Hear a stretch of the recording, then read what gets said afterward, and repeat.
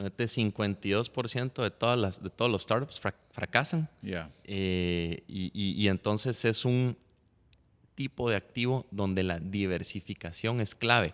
Digamos, no podés tomar tiros con rifle a ese tipo de activo porque la distribución no es una distribución normal, sino son pocas las empresas que producen la mayoría de resultados. Yo creo que es la disciplina financiera porque son los mismos principios que invertir en la bolsa, ¿vamos? Solo que tal vez con picos menos volátiles en cierto sentido, pero en la bolsa Warren Buffett te dice invertí en el largo plazo. Correcto. ¿Ya? Deja de que tratar de pocos hedge fund managers le ganan al mercado y muchos, creo que la mayoría no se están hasta abajo del mercado, lo cual te hace sentido de que deja tu inversión a largo plazo o invertir constantemente. O sea, hay muchas avenidas hacia ese evento de liquidez. sí. La más glamurosa es un IPO, una salida a bolsa. Okay. La menos común, pero la que más impacta. Claro. La mayoría de casos son adquisiciones. Okay. Otra empresa grande o similar adquiere el 100% de la propiedad de este startup.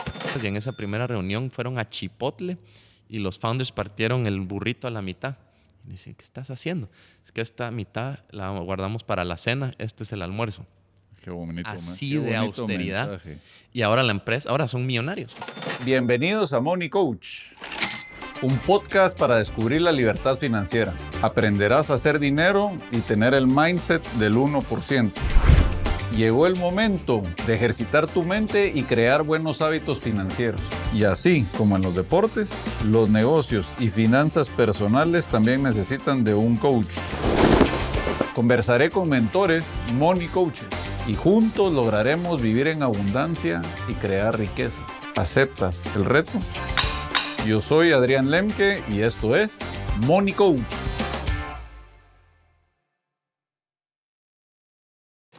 Hola amigos, otro episodio de Money Coach, siempre dándoles valor, diversidad, trayéndoles temas nuevos, tratando de no repetir temas para aprender un poquito más. Créanme que en este podcast voy a aprender yo tanto como ustedes porque es un tema que no es muy común en Guatemala y aquí les traigo un invitado que tiene mucha experiencia en ese tema que es Venture Capital. Eso es 100% de su enfoque. Bienvenido, Fernando Pontanza. Gracias por acompañarnos y vamos a platicar un poco de todo, pero él es administrador en sistemas, me dijiste, ¿verdad? Correcto, es un híbrido entre ingeniería y administración. Entre ingeniería y administración de la época de antes, sí. Porque ahora creo que la carrera de plano ya la han de haber, han hecho varias variaciones, ¿verdad? Sí, correcto. Luego sacó un MBA me dijiste, en Madrid. Correcto, sí, en la Escuela de Negocios de la Autónoma de Madrid. Trabajaste en un banco en el BBVA, allá. BBVA, y de ahí ya empezaste un poquito la trayectoria. Yo era solo como para dar una breve introducción, pero sí me gustaría tal vez que tomemos unos 10 minutos para conocer de tu historia. Y ya después de eso ya entramos ahí a contar un poquito de las inversiones y eso. Contarnos un poquito después de la universidad, ¿qué te hizo tirarte a lo financiero y empezar en Venture Capital, siendo algo tan poco común aquí en Guatemala, ¿no? Sí, pues gracias. Primero, gracias por tenerme. Felicidades por el libro. Ahí estamos hablando antes de empezar la plática acerca de eso y cómo estoy muy enlazado con esos 3 pilares de... Perdón por el Spanglish, también va a ser un tema recurrente en la plática. No pasa nada. El Mind, Body and Soul que me comentaste, así que ojalá te vaya bien ahí. Gracias vos. Yo creo que platicamos un poquito de eso. Fíjate que yo también como a veces lees en inglés y todo. Yo aquí en el podcast hablo mucho a veces cosas en inglés y de ahí las paso a español. Es súper normal. Pero fíjate vos de que sí, eso es un poco lo que vos me hablabas del Jiu-Jitsu. Fernando hace Jiu-Jitsu. Y es como, yo estaba grabando un episodio de la salud mental y como el Jiu-Jitsu me estabas contando que también no es solo el ejercicio en sí, sino como una conexión de un ser, ¿qué has aprendido vos de esas 3? Es una filosofía, digamos, al menos en la manera en la que yo lo entreno, viene del lineaje de Helio Gracie, que es quien modificó, si quisieras verlo así, hasta cierto punto el Jiu-Jitsu tradicional japonés en Brasil. Y lo popularizaron después, no solo en Brasil, sino al mundo, cuando uno de sus hijos fue el que creó el primer UFC. Ok. para comprobar que ese método de defensa era el más eficiente entre todas las distintas disciplinas. Royce Gracie, que era un gran campeón, correcto. 180 libras y ahí no habían reglas y peleaba contra los de 300 libras. Ajá, Y ganó. Y ganó los primeros 2 y pues puso al jiu-jitsu en el mapa. Pero más que las proezas que puedas hacer en el ring o en la calle, donde sea, es que la manera en la que ellos lo practican y como se lo enseñaron a los hermanos Valente, que tienen su escuela en Miami, involucra también una filosofía. Y esa filosofía se llama 753, y son 7 pilares de tu conducta, que te conté, que es más Sí. o menos el código de honor de los samuráis, el Bushido. 5 pilares de tu cuerpo, digamos, desde higiene a mentalidad positiva, a nutrición, a descanso, a ejercicio. Y 3 pilares de tu estado mental, que de nuevo en inglés es balance, flow y awareness. Entonces, muy similar a la conclusión que vos habrás llegado en tu libro, Sí. esas 3 cosas. Ya, qué bonito, a vos, porque uno, cómo le va metiendo coco a cosas que hace 20 años decías son tonteras, pero ahora es tan importante, a vos, la salud mental, cómo entrelazar la relación con la esposa, el trabajo, lo físico, la alimentación. Yo creo que es parte integral de la vida, a vos. Y ponete que yo no soy tan católico, pero ponete, sí voy una vez a la semana a misa y solo eso me hace estar en paz. Aparte, ponete, hago pactos con Dios y todo.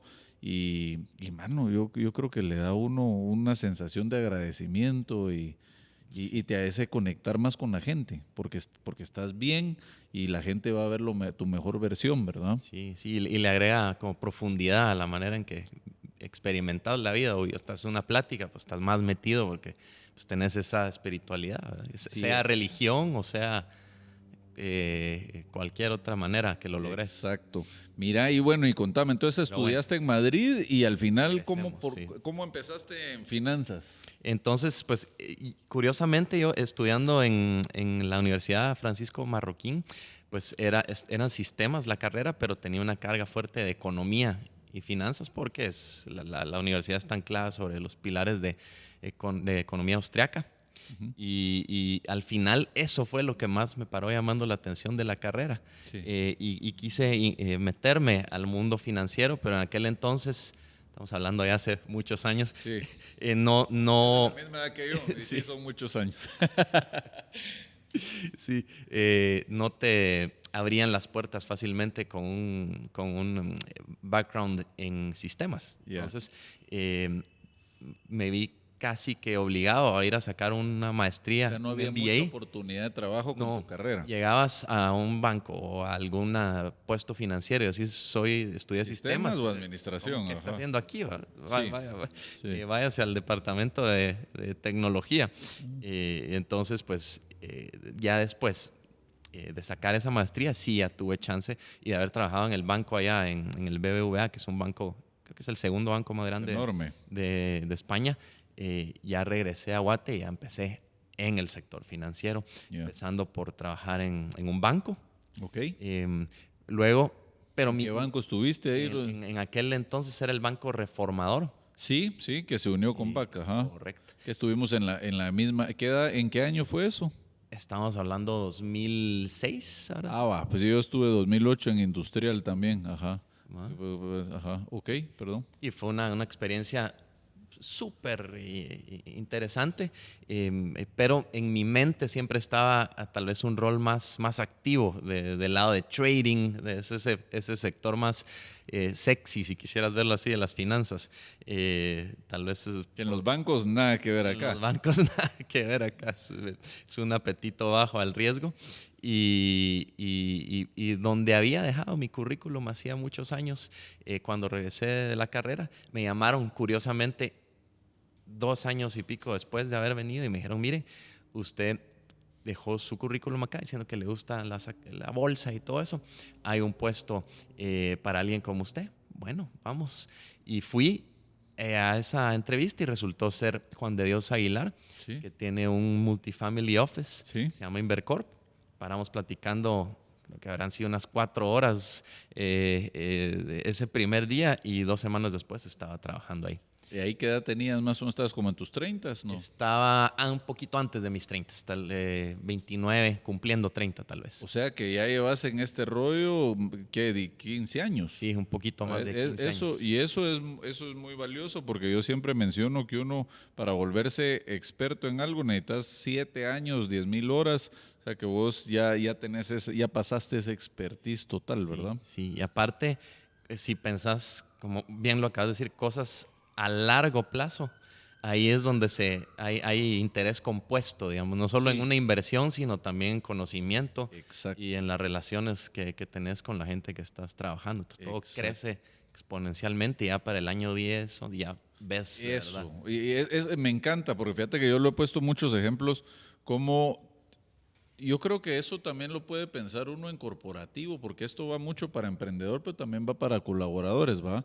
Que en colaboradores no es que tu crecimiento sea así, puede que pases mucho zoom, pum, y de repente ya llegaste a cierto nivel que, pum, te vuelven gerente general, y en emprendimiento igual, ¿va? Yo pasé 7 años así y de repente, pum, pegué a vos. O sea, el exponencial es en todo y lo hablabas vos en el conocimiento, en el cuerpo, en los números, en las finanzas, y es lo que dice Einstein o Warren Buffett, ¿va? Vos, que el interés compuesto es Ahí estás. esa es la clave del éxito, ¿va? Exacto. Yeah. Entonces, ¿dónde íbamos? Sí, pues llegando al Family Office, pues empezamos a administrar un portafolio en múltiples tipos de activos. Eran acciones, eran bonos, eran bienes raíces, pero también eran instrumentos como fondos de private equity. Okay. Y bajo la sombría de private equity, venture capital. Y ahí fue donde fuimos rebalanceando ese portafolio hacia esos activos que son más ilíquidos, ¿Sí? pero que tienen un perfil distinto al típico de una acción o un bono o bien, bueno, tal vez se parece un poco más a bienes raíces en el sentido de que son ilíquidos. Y ahí fuimos enfocando la atención a ese particular subsector. Y me enamoró a mí, tal vez por inclusive mis antecedentes por haber estudiado sistemas y había también mucha gente buscando acceso a invertir en venture capital y en Guatemala pues las opciones son limitadas. Sí. Pues, le hablas con tus amigos y la gente te dirá pues tengo un certificado de depósito, compré un apartamento y no hay mucho más. Yeah. Entonces había hambre por tener acceso a ese tipo de activo. También habían fundadores de startups locales que tocaban la puerta del Family Office. En aquel entonces no había ningún fondo de venture capital en Guatemala. Y dijimos, pues no tenemos una plataforma para atender estas dos necesidades. Empecemos con nuestro fondo. Claro, porque había la necesidad del que necesitaba el capital y del que quería invertir, pero no había una plataforma para... Es correcto. Y al final, si te cuento de las bondades de Venture Capital, es el tipo de activo que tiene mejor rendimiento en los últimos 40 años. Por darte una idea, el rendimiento promedio anual de todo el sector de Venture Capital es un poquito más de 17.5%. Wow. Año con año, todos los años desde hace 40 años. Me vas a correr porque 17,5, y eso lo estás hablando como globalmente o regional o Estados Unidos. Está enfocado en Estados Unidos. Estados Unidos, pero yo aprendí en Tony Robbins que private equity estaba como en un 14-15%, no sé, ¿verdad? Ya llega la bolsa en largo plazo, un 9-10%. Correcto. Y de ahí ya van bienes raíces tal vez un poquito abajo, dependiendo plusvalía, etcétera. Pero yo creo que hace totalmente sentido y me gustaría que vos lo explicaras, porque a mayor riesgo, si lo logras dominar, mejor va a ser tu rendimiento. Lo que pasa es que hay que tener más estómago. Correcto. Es donde más estómago hay que tener. Estómago, una tolerancia al riesgo. A perder y varias. regresamos a lo que comentamos hace un ratito, una mentalidad largoplacista. Sí. Y los resultados, digamos, en lo que un startup llega de idea a potencial liquidez, más o menos en promedio son 7 a 9 años. Ya. Entonces, Que tener paciencia. Hay que tener paciencia. Sí. Hay que ver yo veo el mundo en ciclos de 10 años casi. Ya. Me he acostumbrado a eso. Y tal vez en las primeras etapas de una empresa no te sentís más cómodo. Dices, ¿cómo dejé de invertir en este bono? O ¿por qué no compré el apartamento? Aunque sea, lo puedo ir a ver ahí en persona y ahí está. O sea, acá das un paso hacia lo incierto. Sí. Pero los potenciales retornos son mucho más altos. Son mucho más altos. Sí. Mira, y yo veo aquí en Guate, y vos me corregirás o compartamos, pero yo veo Guatemala, no sé si Latinoamérica, que es un mercado mucho de renta fija, ¿va? La gente, el guatemalteco es conservador. O al banco un plazo fijo o un bien inmueble y alquilarlo.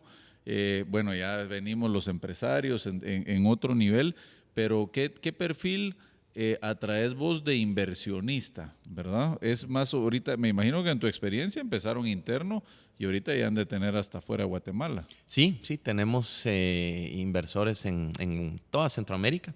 Okay. También un par en México, un par en Colombia, un par en Brasil.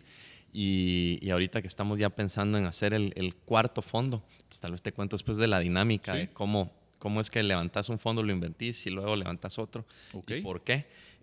Pues ya estamos pensando también tocar puertas en otras geografías, ¿no? Ok.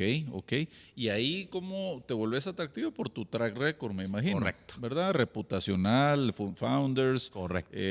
Récord de retornos, etcétera. Y a eso te hace atractivo para atraer eso. Mira, y tal vez yo tuve, y te lo pregunto, porque así te lo voy a preguntar, es, ¿cómo le explicarías Venture Capital en diversificación de riesgo, en cómo funciona en la forma más simple? Yo tenía un profesor de finanzas, pero como para que lo entienda la abuelita. La abuelita es difícil porque si le preguntas a mis papás, creo que no saben qué hago todavía. Claro, Solo me preguntan. No han entendido. Lo único que me dicen recurrentemente es, ¿qué haces? ¿Qué es lo que estás invirtiendo? Pero va a haber dinero para que mi nieto vaya a la universidad. ¿O no? Esa es su preocupación. Todos son muy conservadores, me imagino. Sí, pero pues es entendible, ¿verdad? Su trayectoria de vida. Pues yo tuve la suerte de estar parado sobre sus hombros, ¿verdad? Ellos vienen de una realidad con mucha más escasez que la que me tocó experimentar a mí. Tal vez por eso es que me atrevo a tomar más riesgos. Es posible, no sé. Puede ser, yo soy igual. Genético, no sé. Entiendo. No, yo creo que es algo, uno lo trae también, babos. Yo ahorita ya si uno, y eso es un buen comentario, pues tus papás eran conservadores, mi papá súper conservador, o sea, mis papás nunca estuvieron de acuerdo que yo emprendiera, ¿verdad? Y yo no sé, yo creo que hasta te diría, no sé qué es más riesgoso, si Venture Capital o lo que yo he hecho, porque también sobrevivir un negocio y de ahí empezar también es bien alto, es complicado, pero es un nivel de riesgo bien alto que probablemente también uno le gusta. O sea, a mí me gusta un poco como el tema de aventura y a mí me gusta un poco la incertidumbre. Si vos me decís ahorita, mira, vámonos una semana a Miami y me tenés la agenda de todo lo que vamos a hacer, ya la pasé por mi mente, vos. Entonces yo prefiero a veces cierta incertidumbre y yo creo que por ahí va un poquito este negocio. Sí. Va a oír mi explicación y vos me la vas a como afinar así bien bonita en Venture Capital. Sí, le tenemos que tratar de explicárselo a la abuela. A la abuelita. Vamos a hacer un buen intento. Inviertes en, por ejemplo, 20 empresas que tienen mucha probabilidad de crecimiento exponencial porque están en tecnología donde eso se puede exponencializar, pero el riesgo de que fracasen es altísimo. Entonces, de esas 20 puede que, y ahí vos me darás los números, 10 no funcionen, 5 más o menos, pero hay una que la sacó del estadio y se volvió, no Facebook, pero una 100X, ¿va? Por ahí, ¿verdad? Tal cual.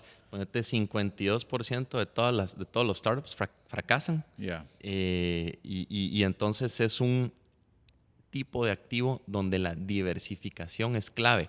Digamos, no podés tomar tiros con rifle a ese tipo de activo porque la distribución no es una distribución normal, sino son pocas las empresas que producen la mayoría de resultados. Entonces, la diversificación es clave a la hora de invertir. Por ejemplo, 20 tickets hasta me suena como poco. Claro. Yo te diría... Más amplio. Más, porque así vas a poder tirar...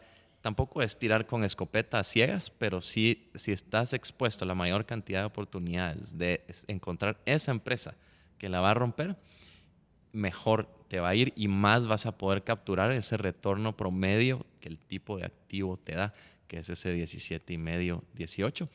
Y tal vez antes de seguir a profundidad, es eso lo que le diría a la abuela, ¿verdad? Si ya tiene sus activos y tiene ya su renta fija, tiene tal vez bienes raíces, tiene su negocio propio, pero necesita en ese mix un activo que crezca a esta tasa para que no sea solo mantenerte cerca de lo que está la tasa de inflación, sino una porción de ese portafolio que crezca a una tasa mayor.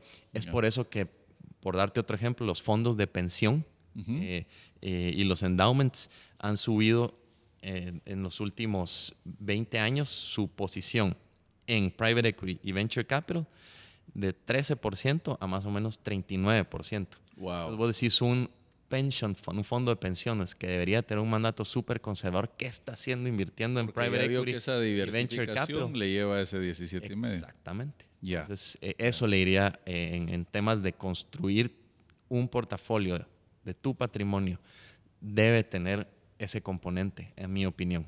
Correcto. Ahora pregunta a vos, porque yo creo que ¿qué tan accesible es al público? Yo creo que no es tan accesible al público porque me imagino que los tickets son altos y también esperan algún valor agregado los inversionistas o solo un monto de capital. ¿Cómo lo manejan? Ya, de la manera en la que nosotros y cualquier fondo de venture capital, o en su mayoría, acepta inversiones del público, es que levantas cierto tamaño de fondo y un inversor viene y dice, ok, yo te doy un compromiso, un commitment, se llama en inglés. Tiremos un número al aire de $500,000. Perfecto. Eso no te lo llamamos desde el día 1, sino vamos haciendo llamados de capital a medida que nosotros encontramos las empresas en las que vamos a invertir. Entonces, digamos que en un periodo de 3 a 4 años iremos haciendo en promedio un llamado de capital de 25% de tu compromiso, de tu commitment. Okay. Y así vamos encontrando esas empresas porque queremos también algo importante, no solo la diversificación, sino estar invertido en el activo todo el tiempo, durante el tiempo. Claro. Sí, hay otra estadística que un colega nuestro me comparte que se llama Steve Kim. Él es un tipo brillante y hace un caso de que, de nuevo, en los últimos 40 años, si no hubieras estado invertido en venture capital en los 10 mejores trimestres, tu retorno promedio pasa de haber multiplicado tu capital, de pasar de 1 a 1,345, pasa a ser de 1 solo 30. Más o menos así. Porque esos picos son los que pegaron al rendimiento, que es esa de las 20 empresas, es que pum, pega el brinco. Y no sabes cuándo en el tiempo va a suceder. Claro. Entonces tienes que estar diversificado e invertido todo el tiempo. Por eso no es el trabajo de un fondo, que tal vez es muy difícil hacerlo por lo individual, es estar invertido siempre, constantemente. Correcto. El gotero está abierto a través del tiempo. Voy a decir algo que me encanta, lo que acabas de decir, que le facilita a la gente. Yo creo que es la disciplina financiera, porque son los mismos principios que invertir en la bolsa, ¿vamos? Solo que tal vez con picos menos volátiles, en cierto sentido. Pero en la bolsa, Warren Buffett te dice, invertí en el largo plazo. Correcto. ¿Ya? Deja de que tratar de... Pocos hedge fund managers le ganan al mercado y muchos, creo que la mayoría, no se están hasta abajo del mercado, lo cual te hace sentido de que deja tu inversión a largo plazo o invertí constantemente, o sea, tus $1,000 mensuales, pum, a la S&P 500. Esto es en tu sentido de venture capital, tal vez otro tipo de montos, pero es la misma, como un tipo de estrategia en eso. Es la misma filosofía, como regresando al Spanglish, lo que acabas de escribir, el dollar cost average. Sí. Estar invirtiendo todo el tiempo para... compras al alza y a la baja, pero al final siempre estás invirtiendo. Claro, vas bien, a eso te va a ir promediando, a veces vas a comprar caro, a veces bajo, etcétera. Sí.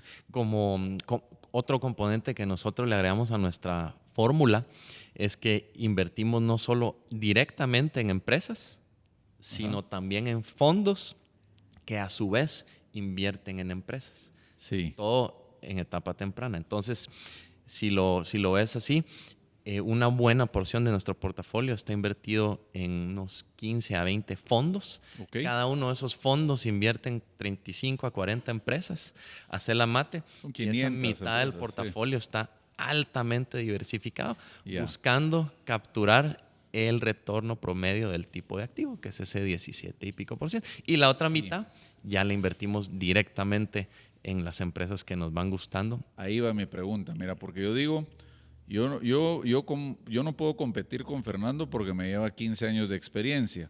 Entonces, ponete, cuando ustedes invierten en ciertos fondos, primero ya tienen acceso que no cualquiera tiene, pero cuando vos hablas de invertir directamente, ahí sí aprovechan el know-how y aprendizaje que uno tiene. Porque la gente puede decir, bueno, entonces esto es de agarrar 20. O sea, hay que tener un conocimiento, hay que hacer un due diligence, hay que ver al fundador, hay que ver a la empresa. Y el pipeline, porque cómo te enteras que existe ese deal. Correcto. Los deals llegan a nosotros pues, por ser buenos actores en el sector y agregar valor y integridad y buenas operaciones. Pero ya es un trayecto de una década. Sí, Ya sí. tu nombre pues está ahí, suena. Y a la vez, invertir en fondos, estos emerging managers, ni te enterarías que existen, ¿no? Por ejemplo, Correcto. una de las posiciones que tenemos es un fondo que se llama 1517, por darte una idea. Ok. Este fondo, no te voy a contar toda la historia porque tomaría mucho tiempo, pero es una maestra, y un filósofo vueltos inversores que invierten solo en jóvenes que no han ido a la universidad, en college dropouts. Cualquier sector, pero ese es su nicho. Decís Que no han ido, o que sea. no han ido, college dropouts. Ya. Y es el fondo que mejor va en todos los fondos en los que hemos invertido en la historia. Pues, y eso va en trayectoria con Mark Zuckerberg y pues todos los que se han vuelto exitosos. Sí. No, ¿Qué será? ¿Qué crees vos? Mira, yo creo que tal vez... Es porque realmente tal vez están haciendo un dropout de realmente que saben que su pasión no va por ahí, ese camino, son más decididos. puede ser y puede ser también que son creadores que tal vez un sistema universitario no les agrega valor, ya traen el talento nato, tienen una idea clara y quieren ir y ejecutar. También es posible, por ejemplo, en el caso de un Zuckerberg y ellos que son dropouts de tremendas universidades. Solo haber entrado a la universidad, pues ya quiere decir que trae algo el tipo. Pero yo lo que creo también es que es invertir en gente fuera de lo común, porque si querés retornos extraordinarios, al final tenés que invertir en algo gente loca. que no es, claro, que no es igual que el resto, que que no es se vista tradicional. igual que uno, que tenga las mismas actitudes y demás. Tiene que ser gente atípica que ve el mundo de una manera distinta. Eso me suena salen del molde. totalmente porque fíjate que vi dos series. Vi la serie de Super Power, creo que es la de Uber, ¿va vos? No sé si la has visto. Y la otra es la de WeWork. Ya. No, pero la Adam serie Newman. se llama así, pero es la de esa que alquilaban. Sí. Y ese cuate estaba loquísimo. Y vino un banco, no me acuerdo de dónde, y le metió millones de millones, pero al final yo creo que entiendo tu punto, pero así es el negocio. Te pueden salir unas sorpresas. Ese tal vez no es el mejor ejemplo. No, pero dudoso su pero trayectoria, hace totalmente pero sí. sentido, porque al final es como, en cierto sentido, una apuesta, pero hay un know-how también ahí, ¿verdad? Sí, una visión de hay algo que puedo darle al mundo Claro, la puedo mejor sacar del que estadio. lo que tiene ahorita y lo puedo hacer yo mejor que cualquiera en el planeta. Correcto. Sí. Mira, y solo cerrando el círculo de lo que te decía del fondo, entonces decís, ¿cómo vas a encontrar ese fondo tan particular en un fondo para el orden de las cosas pequeño en Estados Unidos? Pues eso es lo que tenemos nosotros, ese deal flow, ese pipeline, tanto de fondos como de ya tenés de las directos. conexiones, ya tenés ahí como para ir entrando a diferentes. Y es una red de contactos de confianza en cuyo juicio me puedo apalancar. Claro. Puedo llamar ahora a mis amigos, específicamente los de 1517, Mike Gibson y Daniel Strackman, y le digo, mira, ¿qué pensás de este otro manager? Estoy considerando invertir en él. Y me dicen, sí, lo conozco. Es un buen actor. o este founder, mira, está haciendo esta empresa, ¿lo conoces? ¿Qué pensás? Sí, Hay conozco feedback de él. ahí. Entonces, porque al final es mucho, la apuesta es mucho a la persona. Correcto. Va. Mira, ¿y cómo están en proporción? ¿80% fondos, 20% directo a las empresas? Buena cómo? pregunta. 50-50. 50-50. Ese es el mix desde el inicio, desde el fondo 1, esa fue nuestra fórmula. Ok. Así piloteamos ese primer fondo. Funcionó. Ya lo devolvimos a los inversores 1.66 veces su capital, Ok. con 4 exits. Y todavía tiene empresas que valen ahí y que pueden seguirnos dando retornos. Hicimos la misma fórmula para el fondo 2 y luego para el actual fondo 3 y será la misma para el fondo 4. En parte de ahí viene el nombre de Invariantes que nos puso Giancarlo Ibargüen, que en paz descanse. Y él fue otro de los socios fundadores del fondo. Con Helmut Chávez de la Marroquín. Sí, doctor, experto en... Sí, con ellos empezó el primer fondo. Y pues él nos puso el nombre de Invariantes porque no íbamos a variar en nuestra ética, conducta, estrategia de inversión y la disciplina en que iban a tomar en eso. Mira, ahorita mencionaste algo que no habíamos para explicarle al público. No sé si 100% de las que salen exitosas, el retorno viene en el exit, y para que la gente lo entienda es que el exit es... Normalmente uno tiene una empresa y uno recibe dividendos, pero cuando es un exit es una empresa que, por ejemplo, se le invirtieron $3 millones y a los 7 años se vendió en $6 millones. Eso quiere decir un 2X porque se duplicó la inversión, pero es más en exit. ¿Es 100% así o hay unas que se quedan como ya dividendando y hay cierto flujo de caja, pero la estrategia es más como revenderlas o no? Sí, hay muchas avenidas hacia ese evento de liquidez. Sí. La más glamurosa es un IPO, una salida a bolsa. La menos común, pero la que más impacta. Claro. La mayoría de casos son adquisiciones. Otra empresa grande o similar adquiere el 100% de la propiedad de este startup. Puede ser una empresa de bioquímica que hizo un nuevo medicamento y lo compra una empresa de farma, o puede ser un software que fue creciendo y lo compra un banco, digamos, por ejemplo, qué sé yo. Entonces esa es otra segunda avenida. Una tercera avenida para nosotros es que invertimos en esta empresa en la etapa inicial, que es donde invertimos nosotros en las primeras fases, y viene un fondo. Eso es bueno, ustedes invierten su estrategia en primeras fases. En primeras fases. Ya. En las es primeros 2 o 3, pues. donde compras más barato, donde hay más riesgo, pero donde el retorno puede ser alto. Y hay fondos que se dedican a invertir en etapas más avanzadas. Entonces ya nos pasó con una empresa que invertimos en la etapa inicial, creció, le fue bien, levantó 1, 2, 3 rondas más de capital y a esa tercera ya vino un fondo grande y dijo, señores, yo les hago una infusión de capital y cualquier inversor existente, si quiere vender su posición, se la compramos a la evaluación de hoy. Hicimos eso. Otra manera de encontrar liquidez. Ya. Y el IPO se vuelve liquidez porque para el público IPO es una oferta pública, es cuando salen a bolsa, cuando salen a vender acciones al mercado y porque los accionistas anteriores pueden hacer cierto éxito y correcto. Vos ya lo experimentamos también en una empresa que se llama Luminar. Hace un sensor óptico para el vehículo autónomo. Ya lo van a ver ahora en todas las Volvos eléctricas. Van a tener un sensor Luminar, así que quién quita y en un año hasta aquí en Guatemala vas a ver pasando uno de esos sensores en el carro. Y salió a bolsa. Nos entregan las acciones y a uno decide qué hacer con esas acciones. Las vendes, te las quedas.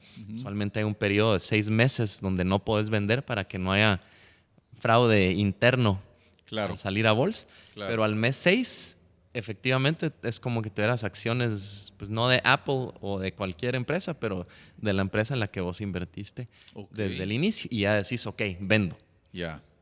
Una interesante lección que aprendimos con eso, para que también vean que no todo es color rosas y éxito.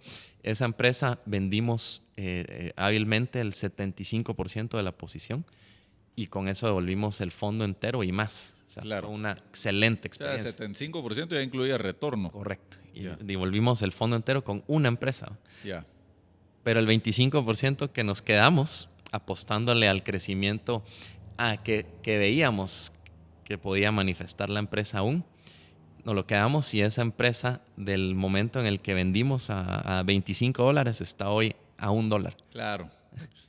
O sea, era como algo es bien difícil saber si está sobrevaluado o no, porque todavía hay mucha exponencialidad, ¿vos? Sí. Entonces es bien complicado. Sí, entonces... Pero en el IPO también te puede salir en contra o no, porque esa no me acordaba. Yo creí que en el IPO ya, por ejemplo, si yo fui Fernando, podría ya vender y recuperar, ¿cierto? Entonces, lo que vos dijiste, para que no haya una manipulación o de información y todo, tenés que tenerlas 6 meses, pero en esos 6 meses hay una volatilidad. Puede pasar lo que sea. Entonces, puede salir a 100 y al final puede que esté en 50, ¿va? Entonces es delicado. Sí, esa acción en específico, durante esos 6 meses, salió a 10, en un punto llegó a 47 más o menos, no podíamos vender.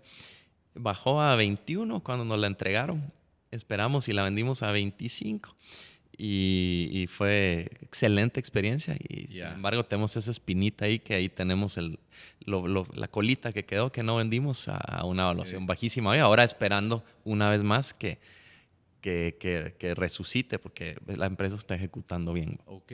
Mira vos, y ahí como tenés cierta limitación, entiendo que a los 47 te hubiera gustado vender, y ahí no tenés opción de calls y puts para... Pudieras hacer eso, pero te metes en un juego financiero que, a mi opinión, no es la función de un administrador de un fondo de venture capital. Claro. ¿A qué hora me meto a jugar, a comprar opciones downside, y no sale bien? Y un inversor te puede decir, ¿vos qué estás haciendo? Invirtiendo en instrumentos financieros, pues no va con la derivados y la disciplina. Ni con el mandato. Hay un contrato que se llama el Limited Partnership Agreement, donde vos estableces tus obligaciones y las del inversor. Okay. Tus obligaciones y cómo vas a hacer esta estrategia. Si te salís de esa estrategia, es una bandera roja, hasta con los reguladores de donde está incorporado el fondo. Ok. Mira, y ahí tenía ahorita 2 preguntas, a ver si no se me fueron. Una era, ¿qué ven en las que vas directo? ¿Qué ven en el founder y qué ven en la empresa? ¿Y en qué industrias se están enfocando? Buena pregunta. Es una pregunta cargada, así que vamos a tratar de hacer un resumen. Pero a la hora de hacer una inversión vemos, tal vez son 4 pilares que vemos, como dice tu libro, 3 pilares, nosotros tenemos 4 pilares. El mercado, que sea un mercado masivo. ¿Por qué? Porque si haces una matemática rápida, pensemos en un fondo de 30 millones y vos haces un ticket de $300,000. Okay. ¿Cuánto tiene que crecer en valuación esa empresa para devolverte el fondo entero? 100 veces. Si invertís usualmente en una empresa a tal vez $4 millones en su etapa inicial, ¿cuánto debe llegar a valer a la hora de un exit? 100 veces más, $400 millones.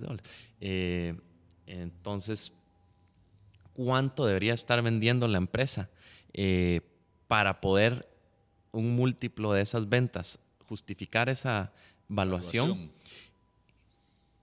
Claro. Mucho. Claro. Cientos de millones de dólares. Sí. Entonces, tiene que estar atacando un mercado masivo. Ese es uno de los criterios. Sí, o sea, nichos no aplica, es más masivo y donde sabes que va a haber un volumen de ventas y escalable. Ajá. Correcto. Ese es una... Hay excepciones, pero ese es uno de los... Otro, el equipo tiene que... La persona, ¿a quién le estás apostando? Es alguien que tiene hiperfluidez en su sector. Te lo puede explicar de arriba para abajo y hasta a un niño o a la abuelita le puede explicar lo que está haciendo. Conceptos complejos.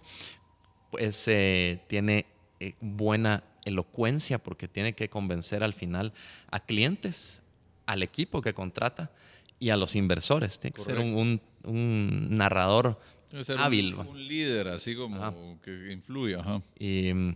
Y tiene una motivación más allá de lo monetario, porque de nuevo, esos exits o ese dinero va a venir en 10 años, tal vez. En el interim, sí, tienes que aguantar y también el founder es importante porque al final, esta estadística es interesante también, 60% de todos los startups hacen lo que le llaman un pivot. Cambian su idea inicial a algo más, se ajustan en el camino y se vuelven algo más. Cambian el camino. ¿Cuánto? ¿70%? 60. 60 es un montón. Entonces, toda esa idea inicial Ya no tal vez la existe. puedes descartar, pero le apostaste Al al emprendedor. emprendedor. Ya. Ya. Otra es un entendimiento claro de las finanzas, aunque sean proyecciones y el Excel aguanta con todo, que el fundador tenga una idea clara de Que cómo sepa va a hacer números, dinero. Que sepa de proyectar finanzas y... Correcto. Ya. Y finalmente, pues la evaluación.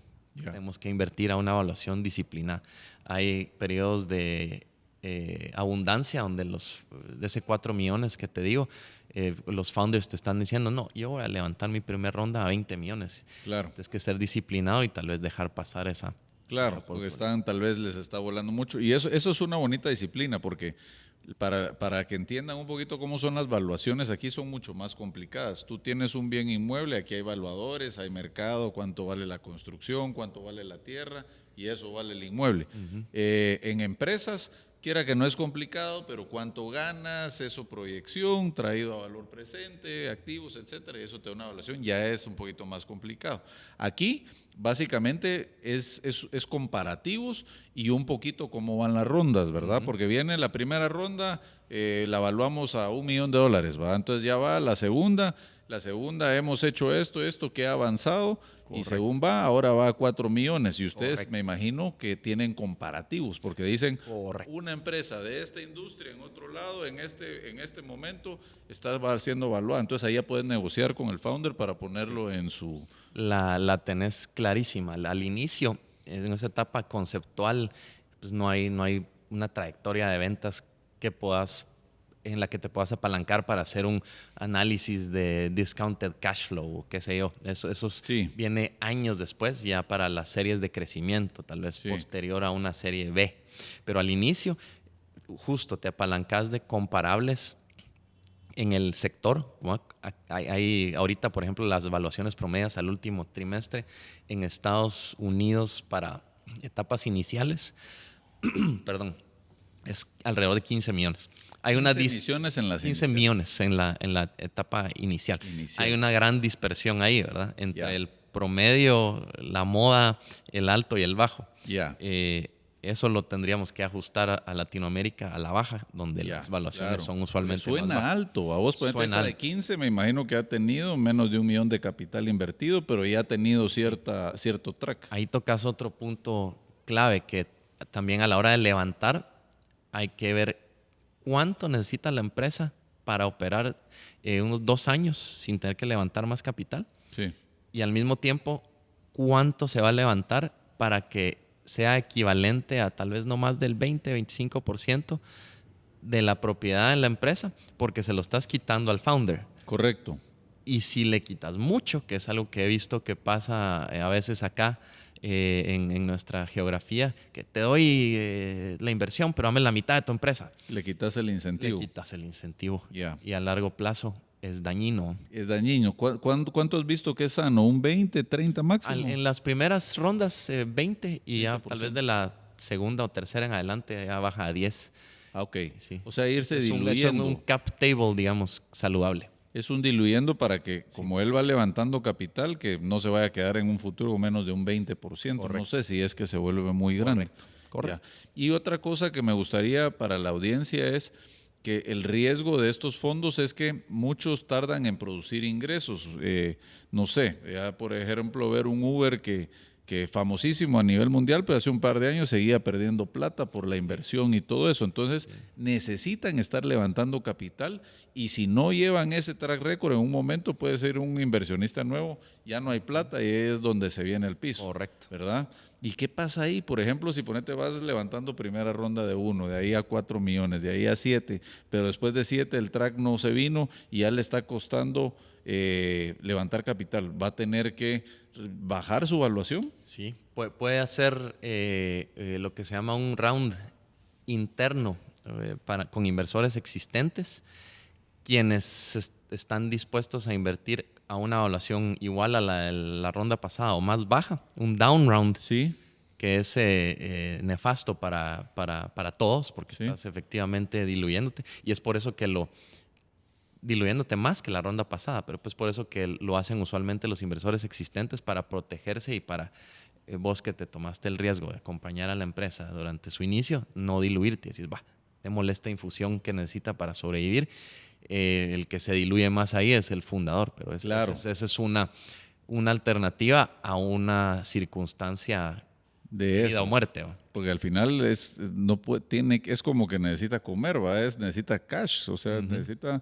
Pero yo creo que eso es un poco lo que vos decís, tiene que ser muy inteligente financieramente para ir dando tranquilidad a los inversionistas. Miren, en estos 3 años vamos a quemar 5 millones y de ahí vamos a levantar tanto, como esa claridad, aunque es difícil pegarle, pero por lo menos que tenga cierto sentido. Correcto. ¿Va vos? Cierta lógica. Que tenga cierta Ella lógica. navegó ese laberinto mental. Correcto. Y dice, este es el camino adelante. Otra cosa que considero importante es no querés un founder que ya quiera y que ya se quiere estar echando $500,000 de sueldo al año a vos. También nos ha tenga pasado. ese 7 años que diga, no tengo familia o tengo 2 hijos, pero voy a vivir under my means, ¿va vos? Sí, Eso es lo que ve uno el hambre, ¿va?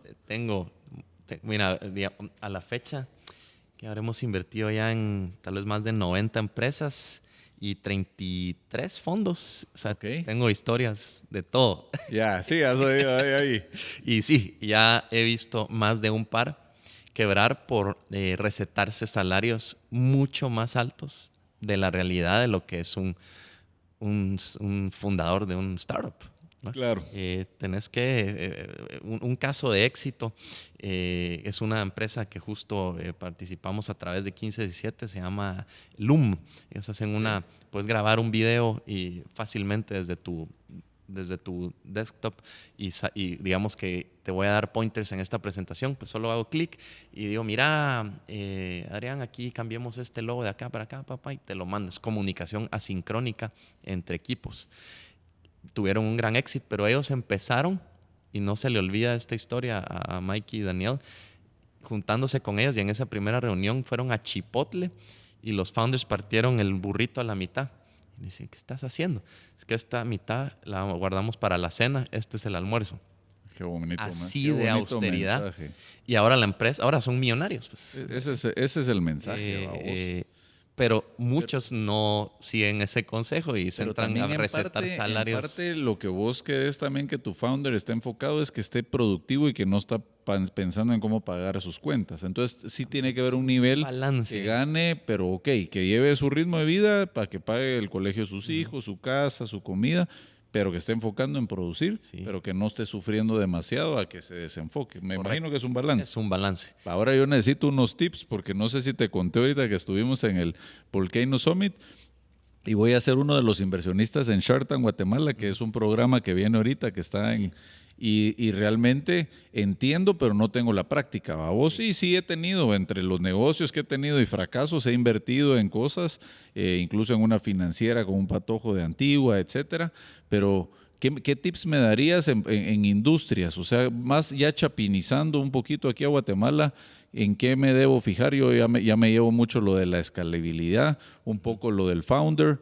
Pero acordate que estos son pitches que te hacen y tenés que decidir en media hora, ¿va? Si le invertís o no. Sí, es complicado. Ahí pues yo soy parte de un programa que se llama Entre Jaguares, que es... Vi una foto tuya, saliste en la prensa hace un par de días, ¿va? Sí. Ahorita que dijiste me acordé. Es distinto que Shark Tank, porque en Shark Tank sí tienes que llegar a invertir. Acá Entre Jaguares compiten por un premio en publicidad. Ok. Y me invitaron, de hecho, a participar en Shark Tank.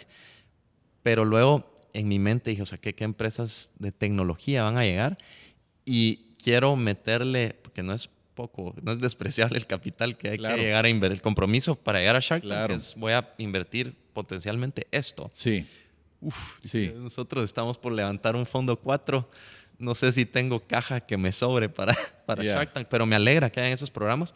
Lo difícil es que mi mente, todos estos consejos pueden aplicarse a cualquier industria, pero son casi que más puntuales para tecnología. Sí. Y desde el punto de vista de mi persona, que soy un inversor manejando un fondo, yo necesito un exit en 7 a 10 años. Claro. vos, por ejemplo, puedes llegar a Shark Tank, invertir en una empresa afín a tu sector donde sos experto. Correcto. Y quién quita y te quedas de socio de esa empresa Que le quedan mis a hijos. 20 años, 30. Sí. Te produce dividendos de 15% Sí. al año. Sí. Estás bien. Yo no tengo ese lujo. Ya. Esa empresa Es tiene una que ser estrategia adquirida. diferente, Es creo distinto. yo. Tener razón. Y es Tener distinto sector, distinta Sí. geografía. Sí. Pero lo que te podría decir es que nosotros nos alejamos de dos sectores donde hemos tenido Mala experiencia. Mala experiencia. Puede ser porque no somos buenos para escoger en esos sectores, Ok. pero es contenido y e-commerce. Ok, ¿contenido te referís a social media o...? Crear un contenido educacional, social media, cualquier tipo de creación de contenido. Ya. Y teníamos, por ejemplo, una empresa que era a las personas que producen contenido les facilitaba producir productos para vender, digamos, Money Coach quiere sacar su línea de shampoos, yo no sé. Ajá. Y se encargaba de la fabricación ¿Ya me y viste el la pelo, o qué? campaña. Bueno, qué bueno que no hay cámaras atrás. Sí, de aquí todavía nos mantenemos. Pero, y nos fue mal. Ya. Al final necesitas tener creadores de contenido que continúen cautivando al público. Ya. Y ahí se pierde fácil Necesitas mucha consistencia. consistencia. Largo plazo y material nuevo y creatividad. Tenés que estar demasiado Sí. apasionado y tiene que ser tu way of life porque si no, no lo levantas. Entonces, tal vez no tenemos el ojo afinado a ese tipo de founder. Ya. Y luego e-commerce también. ¿Va? Les ha ido mal con e-commerce. Márgenes muy bajos. Ya. Alta rotación de clientes Ok. y requiere mucho capital. Nos alejamos de esos dos. Y una pregunta en e-commerce, porque fíjate que esa es una industria que conozco poco y me dio risa porque Torún, ¿verdad? Alejandro estaba ahí con nosotros y yo en esa no invierto y solo veía a él que él anda en ese rollo, vos. Pero mira qué es lo Y que eso yo que entiendo. soy fan de Baobab. Sí, pero... Todavía tengo unos pequeños jabones que me dio. Ah, sí. Que me llevo y siempre ando en el maletín cuando voy al gimnasio y me los llevo de viaje. Buenísimos los jabones. Sí, creo que le ha ido bien con eso. Pero fíjate que en e-commerce, ponete ahí solo rápido, nos quedan un par de 2 minutos, pero solo, ¿por qué? Ponete, yo digo, aquí en Guatemala que no ha venido, Estados Unidos ya es muy común, Amazon, todo ese rollo. ¿Por qué no? Si vos tenés una buena logística y una plataforma donde no vas a tener altos costos fijos porque vas a hacer un sistema que te va a automatizar las ventas y le metes un buen marketing ya con una imagen, ¿por qué el margen se vuelve tan bajo en eso? Tal vez solo para entenderlo, si es que los productos son míos. Tal vez porque hay muchos, bueno, si son tuyos, sí puedes trabajar un margen más alto, pero... Claro, pero si le estás comercializando a alguien más, Correcto. ya solo te estás quedando un 10% y... Que es lo que usualmente suele pasar. Ya, ¿no? Estas ya, plataformas ok. venden productos de otras personas. Y al final, tal vez los costos de adquirir clientes, mantener un inventario, la logística, se acumulan y Sí. te van reduciendo ese margen, ¿no? Ya. Y, Bueno, mira, hay buenos tips, porque fíjate que ahora que voy a hacer eso, yo soy numérico, a vos, a mí, que sepan sus números, sepan proyectar, ideal si es de mi industria, ver un poquito el founder, no asustarse si son un poquito locos, porque es donde uno dice puede ser una apuesta, pero también puede ser de otro lado. ¿Y cómo es que se llama? Bueno, va a ser una bonita experiencia. Yo creo que conocía algo de teoría, pero yo creo que me dejas mucho con esto, sobre todo a la audiencia. Yo creo que es algo complejo. Tal vez ahorita lo estuvimos hablando con Fernando y van a haber muchas dudas, pero ahí voy a estar dispuesto a que me las pregunten y si no las sé, se las voy a preguntar a Fernando ahí por chat para que me las pase. Pero increíble ese mercado. Es nuevo, es innovador, hay poca competencia aquí en Guatemala. Ellos yo creo que son pioneros, por eso es que son líderes en esa parte, ¿va vos? Sí, es parte. Y curiosamente, pues también tuvimos que quitarle un poco el romanticismo a enfocarnos en invertir en Guate. Sí. Y la mayoría de nuestro capital está invertido en Estados Unidos, Claro. puntualmente en la costa oeste, porque al final la LA es donde está estadística, toda la tech. San Francisco y Ya. todo el Bay Area es de donde vienen creo que 54% de Sí. todos los unicornios que jamás son creados. Wow. Y entonces, si tengo una responsabilidad fiduciaria con mis inversores de Claro. que voy a invertir su dinero en el lugar y sector donde tenga más chances de devolverles su capital a la tasa que es nuestra misión. ellos esperan. Pero haciendo eso y también invirtiendo, porque sí hacemos tickets en Guatemala y en Latinoamérica, 30% del capital está invertido en Latinoamérica, 25% Ya. en Latinoamérica y un poco en Guatemala. Pues si continuamos teniendo éxito y creciendo, quién quita y vamos a ir haciendo más tickets más grandes en Guatemala también. Ya, ok. Pero si no le damos una buena experiencia a los inversores, no hay mañana. Sí, primero es darles ese su retorno, esa es la prioridad y después va viendo uno. Pero gracias, Fernando, súper interesante, espero les haya gustado y nos vemos el próximo episodio de Money Coach. Gracias. Y hasta aquí llegó el entreno de hoy. Nos vemos en el siguiente episodio de Money Coach, tu podcast para que encontremos la libertad financiera, hacer dinero y que tengas el mindset del 1%. No olvides compartir este episodio con personas que quieran vivir en abundancia y crear riqueza. Suscríbete hoy a YouTube, Spotify o en tu aplicación favorita de podcast y activa la campanita para que te avise cuando tengamos un episodio nuevo. Sígueme en todas mis redes sociales como @AdrianLemke o visita la página web adrianlemke.com. Hasta el próximo episodio.